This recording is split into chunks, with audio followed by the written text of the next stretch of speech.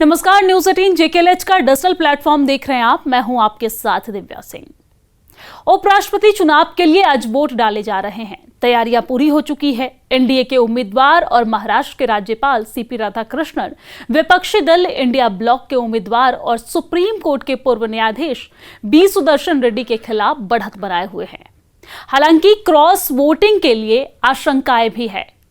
मतदान संसद भवन में सुबह 10 बजे से शुरू हो चुकी है, जो शाम 5 बजे तक जारी रहेगा और मतगणना शाम 6 बजे शुरू होगी।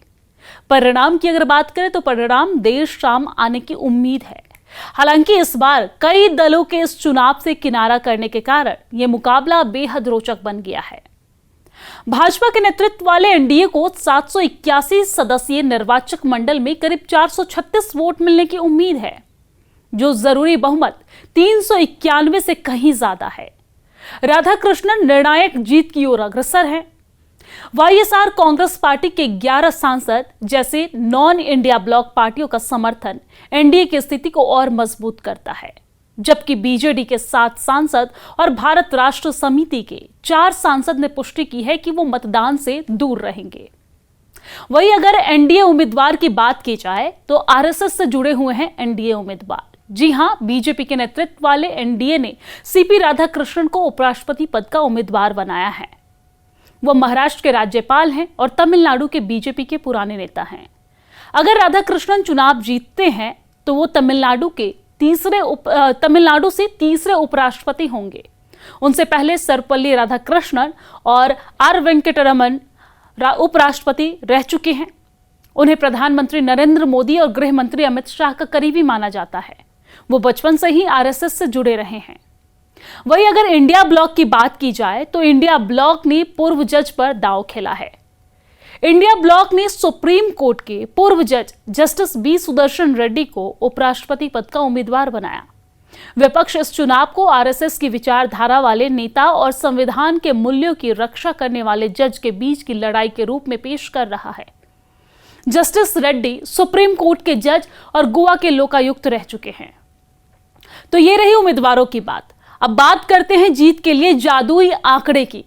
जी हां, वर्तमान में लोकसभा में 542 और राज्यसभा में 239 सांसद हैं।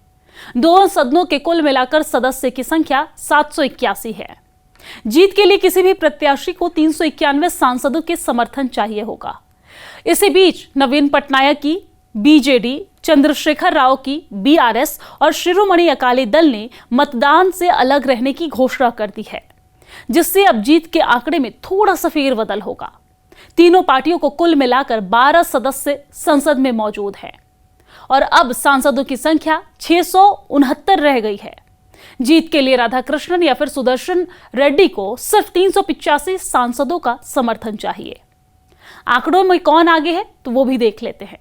एनडीए के पास दोनों सदनों में कुल मिलाकर 425 सांसद मौजूद हैं। इसके साथ ही वाईएसआर ने भी एनडीए उम्मीदवार राधाकृष्णन को समर्थन दिया है। अब एनडीए के पास 436 सांसदों के वोट होंगे। आंकड़ों में देखा जाए तो एनडीए उम्मीदवार की जीत तय है। वही विपक्ष के उम्मीदवार बी सुदर्शन रेड्डी की बात करें तो 324 वोट ही हैं उनके पास, मतलब जीत के लिए 112 वोटों का अंतर है। इसके अलावा 7 सांसद निर्दलीय हैं, जिन्होंने अभी तक किसी का समर्थन नहीं किया है। वही जेडपीएम, अकाली दल और आम आदमी पार्टी की स्वाति मालीवाल का स्टैंड भी क्लियर नहीं है। बहरहाल यदि अगर विपक्षी उम्मीदवार के पक्ष में कुछ क्रॉस वोटिंग भी होती है, तब भी जीत काफी दूर नजर आ रही है।